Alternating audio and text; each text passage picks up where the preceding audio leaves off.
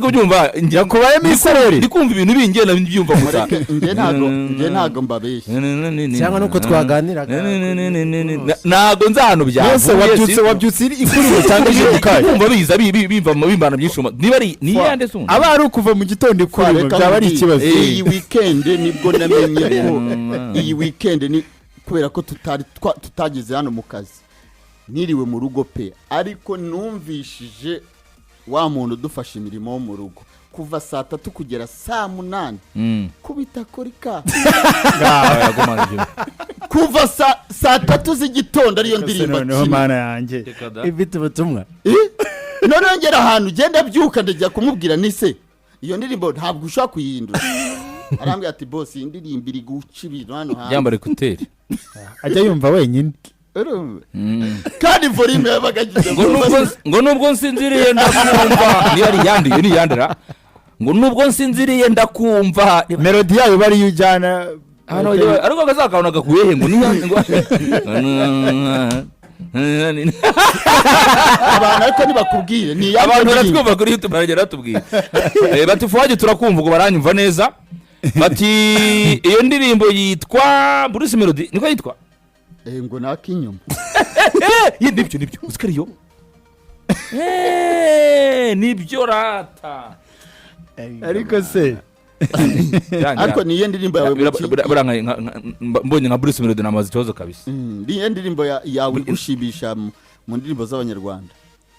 mu ndirimbo z'abanyarwanda inkunda cyane cyangwa ibihe byose cyangwa indirimbo bishobora biterwa n'ibihengira ngo ngeze mahanga uratubwira ya muzakera no mu yubu mu ndirimbo za kera mama munyana nibihe byose mama munyana cyane izo ngiye kugita gwerekera buriya na Felicien nibo bagiraga ngiye ukagira wanze Jesse ndumwana nk'abandi nawe wumva uko nyungurira nanjye warwiyemeje n'ubundi ariko mama munyana niyo yanjye umusaza ariko se nigute ariko ni gute nanjye niki yari yariyemeje nanjye mbura nicyo neza gari cyo wiyemeje kandi buriya nubwo gose unyanga munyana waranyikundira cyane dere buri byose rujye cyane nyungurira nanjye mukana n'ubundi wararwiyambitse wararwiyambitse se kingura nyabona wikwegekaho ubara wegetseho wegekaho kubera ngiye gusa akubera kagarukamo cyane muzakera cyane kaba karya ni buri niryange n'abanyamitwe abagabo imitwe abagabo bisize insenda gutya babuze ahantu barari Kigali bakiyagera bagata bisize insenda bagera kwa muganga gasanga barapima 40 muganga ati muryame kugira ngo abone icuma n'ibyo baryanye bakabitwara abo no babasha kwa muri Kigali bageze i Kigali babona ahantu bari barahabura nta cumbi bahita bisiga insenda mu kwaha barayi umuriro urusenda uzaruryo wumva cyangwa uzirwisiga uzamura umuriro babageze kwa muganga kose n'igi basanga bafite berapima 40 natabaho n'indembe baba basasa igitanda batubana n'indembe bahise bajya muri emergency sakuri naza mu gitondo igitanda n'amatora n'amashuka n'ibyo baraye mu gisore babyaje n'abanyamitwe pe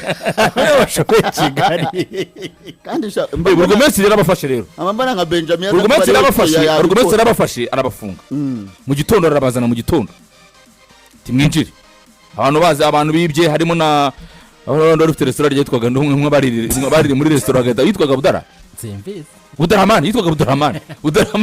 bagiye muri restaurant kwa Budaramani bararya bamaze kurya kumbe mbere yuko baza Nasiri bari bagiye mu gishanga baroba iminyorogoto n'utuntu tw'udutere dutoye babikira mu ishashi baraza batwita bajya kwa Budaramani bararya bigeze bagiye gusoza bafata twatuntu barobye bahita batumena mu buryo bisigaye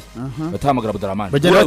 wowe tugara iminyorogoto wowe n'ibiceri naso nufite kujya batishu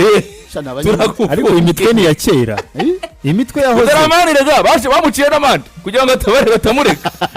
yanze kwisobanura kugira ngo atere cyane yatanze ibibazo byinshi yahaye kitu kidogo arabyoroshye burugumesitiri kazabafatire no Budaramani baze n'umutagisimino wabazanye Kigali nabaze kubarega bose baze ababurugumesitiri abafunga bararemo mu gitondo bahamagara ati muze mwisobanura baramaze ariko ntugimenya abatware bahabije burugumesitiri ati nabura sigase nabamenye ntimwatwibwiye batariko ntabwo mwadoye ibyangombwa barambwira tubwira brigadier isakoshi yacu afite irimo ibyangombwa byacu abizana mu gihe burugumesitiri agiye kugira gute kubwira brigadier ngo azane isakoshi yabitse banyuze banyuze amadirishya nk'intashyi bari banyanyagiye bari batashye ariko ubu ngubu ukaba wabikora ubikoze ibyo bintu resitora nyinshi zibamo kamera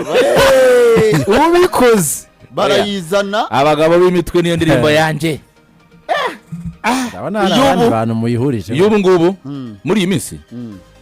iyi minsi indirimbo ndi gukunda cyane se ubu ngubu nihera ntago nta ndirimbo mparake muri iyi minsi kucokoza iyo ngene nayiharaye ya Bruce Melody yabyutse yakuzengereje mazeho iminsi nayo iri kugenda ubwo ni muri hambere ariko zigezweho se ubwo ndimo ndaharariye ihera hari akarimbo k'umwana yitwa Edine ko ndi gukunda cyane karamo kumba misereri ariko nkongera nkashiduka ndimo kugira n'iki ndirimbo y'umuhungu yitwa Davis D harimo ijambo avuga ati uwo mwana ufata nk'igitwe tumurya bufi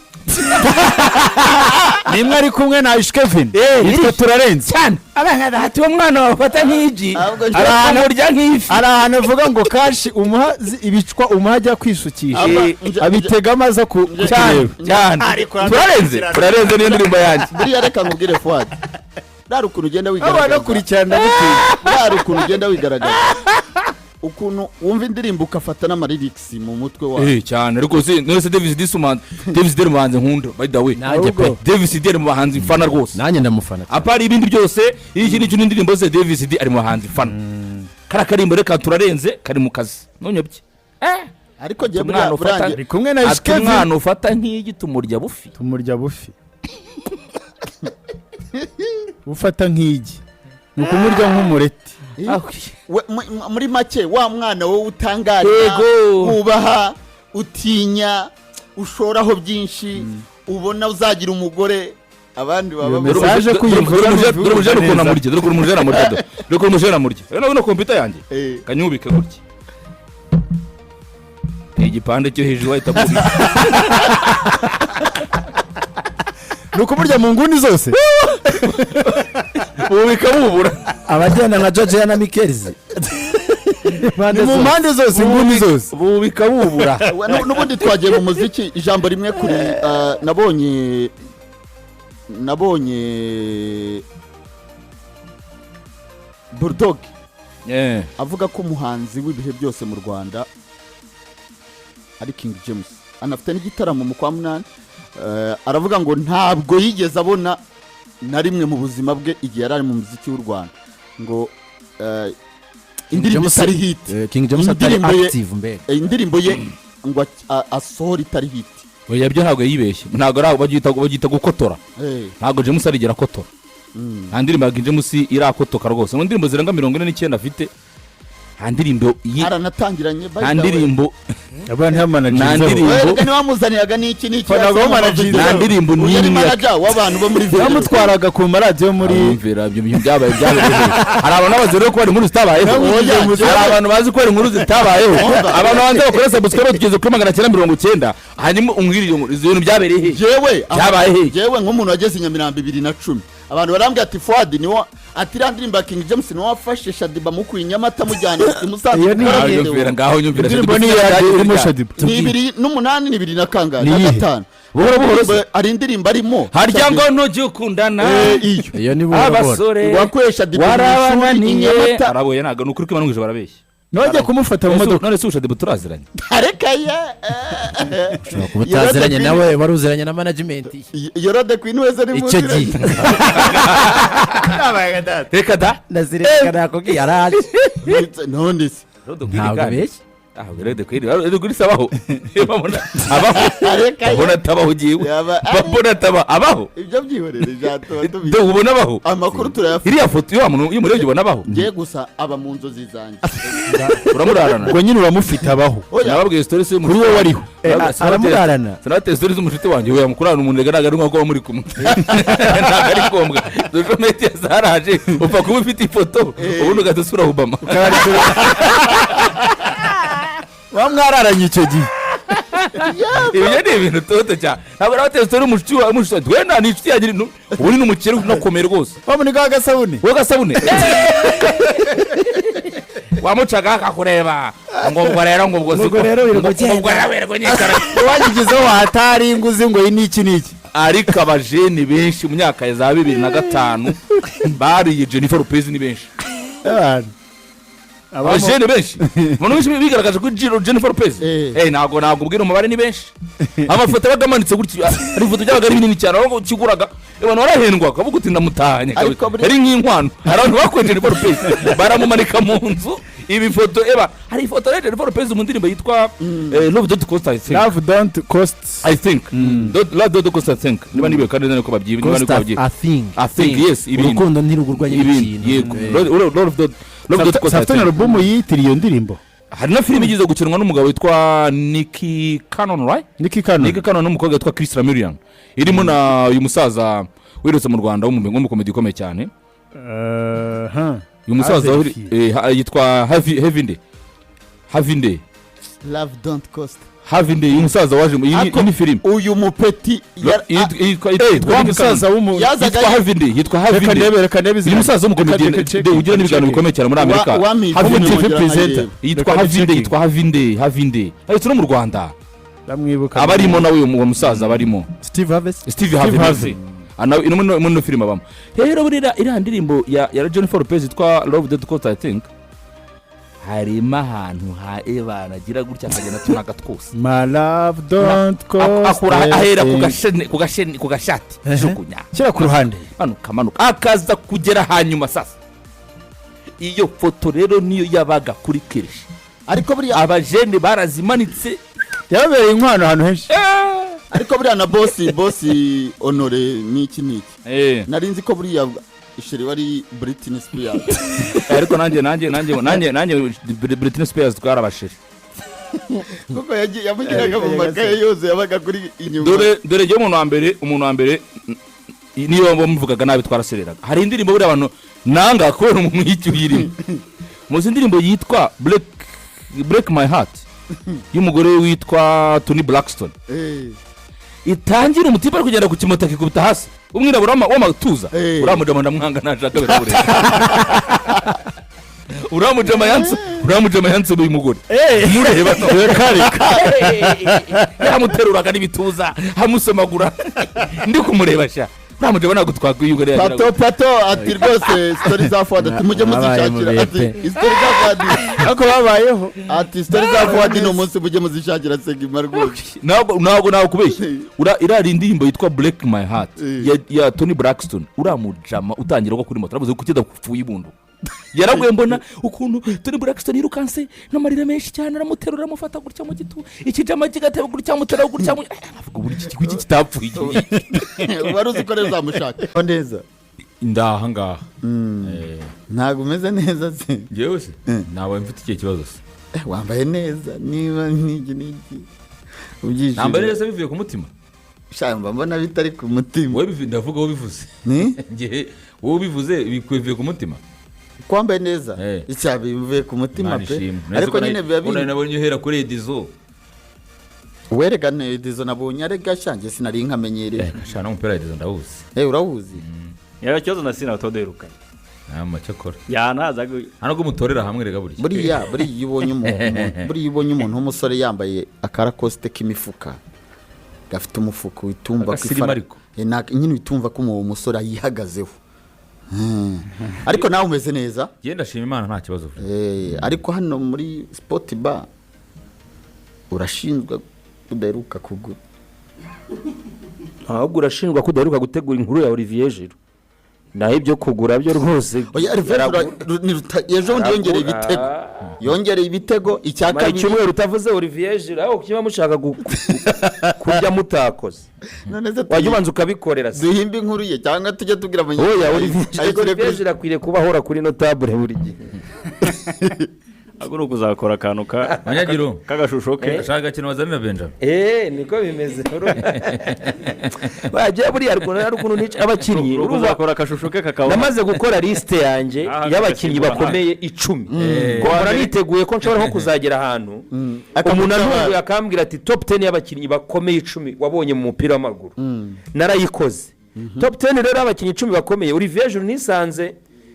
yabajemo kandi ari hafi rwose niwe mperaho kubera arantunze si muto. baguha icyo kunywa nta kibazo, baguha icyo kunywa rwose. ariko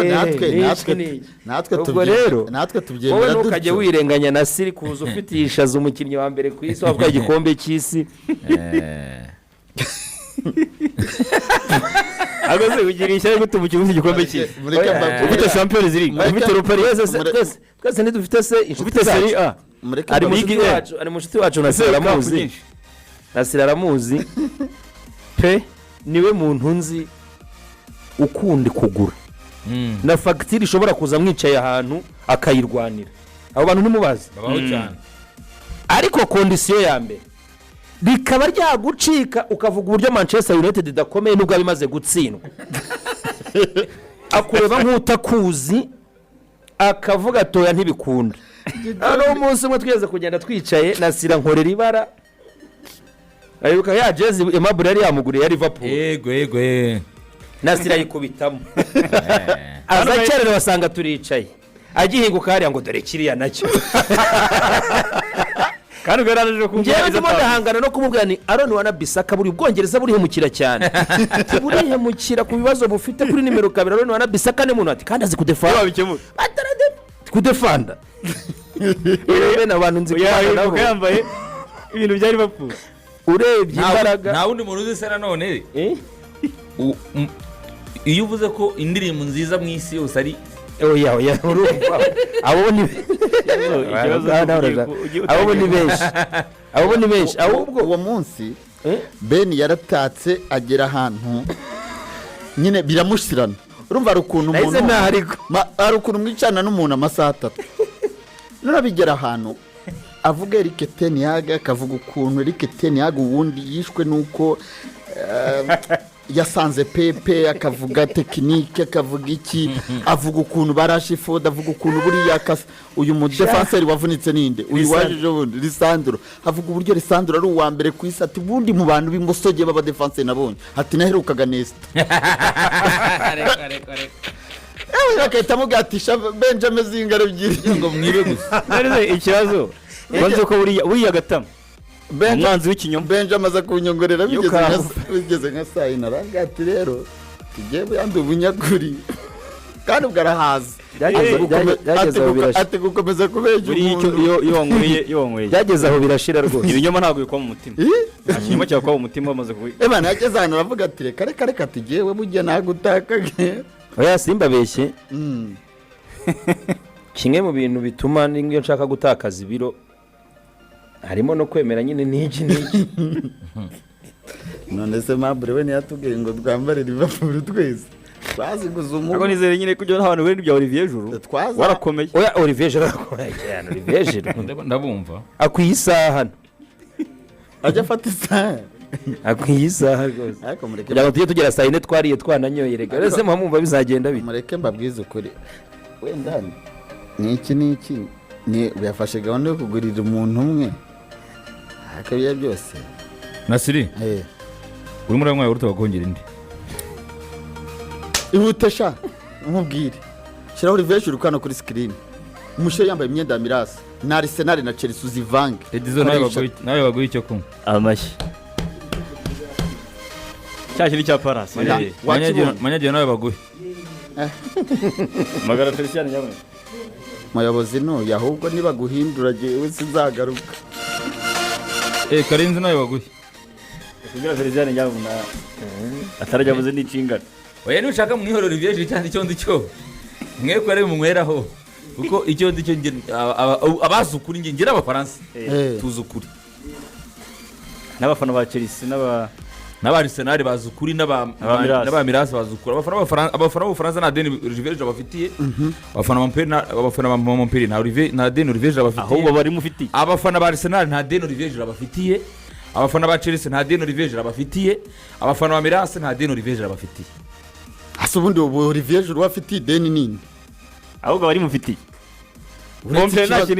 uretse ikibazo cy'abantu Olivier Giroud ninde muntu afitiye Deni umuntu watwaye ikisi ni top scorer w'Abafaransa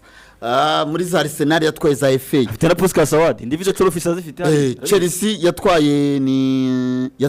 Europa League na Champions League arya Champions League nayo yitwaye ari na top scorer Ugiye kumukura. Ariwe top scorer. Kandi wowe uri ushaka kugera agakesa. ariwe top scorer vankubwire umva uvuga ngo hari yayitwaye ariwe top scorer noneho gereka nkubwire Fuad twagiraga muri Sanseri Benjamin Kangati najyaga ngo Azaze kugambanira. oya ngewe ko ndahangiye Kuyemaka none. twagiraga arakambye ati kubyivugira byananira ati karaga sambusa najyaga ngo ngarye ariko Uri habera igitangaza. ngiye kujya nkubera ambassadeur ahantu hose. Abakinnyi bisha mu bandi bagatwara ibintu. Kuko ibi byose ari kumwe n'abandi ni collectivity. Ariko kugaragaza hariya kuri award igiye kujyaho ba Messi na ba Cristiano akazamura Puskas Award. Kare wenyine wakinga mu mwaka collective se ntacyo yakoze nyine yarabikoze ko nandi barabikora kandi bose nitobwa kuri ameze mu tuvuga Olivier Giroud karakara ko gutsinda igitego cyamuhaye Puskas Award cyamanota nahise vuga ni Olivier Giroud urabizi ko ariwe saison ya 2019 igitego giye hangana none se saison ya Unai Emery na Arsenal ni ryari mu Europa League final 19 urabizi ko top scorer wa Europa League umwaka yabihembe nk'umukinnyi watsinze ibitego byinshi muri single season muri Europa League umwaka karakara nyene ko kankumi urabize ko Olivier Giroud hawe igihembo nk'umukinnyi watsinze ibitego byinshi umwaka wa Chelsea twama Champions League individual arakomeye kwa tukimutaka arabintu bijyana aha kakano babahe mwimwe bajya muri kirinda agiye kubabaza kugira ngo siko mushaka kubimara ejo muzankwiki kugira ngo tuzatubisubiramo umutima wawe wemere ko twabyaje ko mubimaze ejo muzankwiki reka duhere muri Benjamin duhere muri Serie A ku mugoroba ikipe ya Inter Domira yuzuzaga amanota 79 muri iyi saison ikipe imaze gutsindwa ibitego 14 gusa muri iyi saison y'uyu mwaka 2023-2024 niyo ekipe muri ligi zose imaze gutsindwa ibitego bike izi ligue 5 zikomeye ku mugabane w'Uburayi ariko nkashaka kubijyanirana n'umupira w'Abataliyani mu myaka 2 ishize twabonaga Milan AC muri kimwe cya kane kirangiza cya Champions League ikurwamo na Inter cya kane cyangwa cya kabiri kimwe cya kabiri kuko Napoli kuko yakuyemo Napoli muri kimwe cya kane kimwe cya kabiri Inter de Milan yavuye muri Napoli mu kimwe cya kane itona Milan kimwe cya kabiri finale na Man City nibyo ubona ko umupira w'Abataliyani mu myaka nk'ibiri ishize Inter n'ubundi n'ubushize yari yaviremo muri kimwe cya kane ndakeka mu mwaka ushize wabanjirije uyu Milan yari yatwaye shampiyona iri kumwe na Olivier Giroud twahoze tugarukaho Napoli yari yayitwaye ubona ko uyu mwaka biragaragara ko ni Inter igiye kuyitwara